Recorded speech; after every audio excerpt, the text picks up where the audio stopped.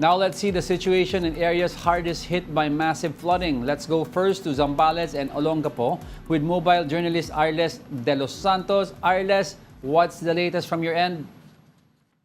Diego, mula nga kaninang alas 12 ng tanghali ay hindi na tumigil ang pag-ulan at paghampas ng hangin na nararanasan dito sa San Antonio sa Zambales. No? Ito yung kasama sa mga lugar na nasa ilalim ngayon ng Red Rainfall Alert. No? Kung saan, Diego, mula nga nakaraang mga buwan, actually tatlong buwan na, no, to be specific, yung ilan sa mga mangingisda dito sa San Antonio ay hirap lang pumalaot at halos wala nang ang kinikita dahil sa masamang panahon na kanilang nararanasan. No? Bawal na din pumalaot yung mga maliliit na sasakyang pandagat na mayroon ngang bigat ng mas mababa, no, sa 35 GT or gross tonnage na tinatawag. No? Kaya yung ating mga nakausap na mga mangingisda kanina, yung ilan sa kanila ay nangalakal na muna ng mga basura na napapadpad sa kanilang mga pampang.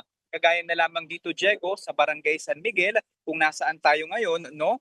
Yung ating mga kapatid na mga mangingisda dito, yung kanilang mga pamilya, ayan, ay nakadungaw sa karagatan at naghihintay ng kanilang mga pwedeng makalakal at mapagkapentahan. No? Meron pa nga tayo dito kaninang nakausap na residente din, naghihintay siya na lumabas yung mga barya na inaanod mula doon sa kalupaan. No? Habang dito naman, Diego, yung ilang mga cottage ay inalis na muna, no? Or dinisassemble dahil nga malakas yung hangin na nararanasan 2 linggo na dahil nga sa habagat at para daw hindi lipa rin, ayan, inalis na muna nila. No? At dito naman sa dakong ito ay yung mga bangka na ginagamit at araw-araw pumapalaot kapag maganda ang panahon ay parada muna o naka-istasyon muna dito sa unahang bahagi pa ng baybayin, no, dahil nga hindi talaga sila pwede na pumalaot bukod kasi sa utos ng lokal na pamahalaan ng Zambales ay syempre, no, yung panganib na posibleng dalangan nito. No. At kanina, Diego, bago tayo makapasok dito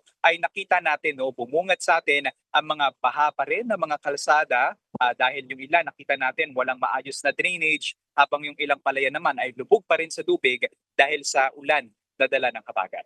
Diego. All right, thank you for those updates. Mobile journalist Arles de los Santos.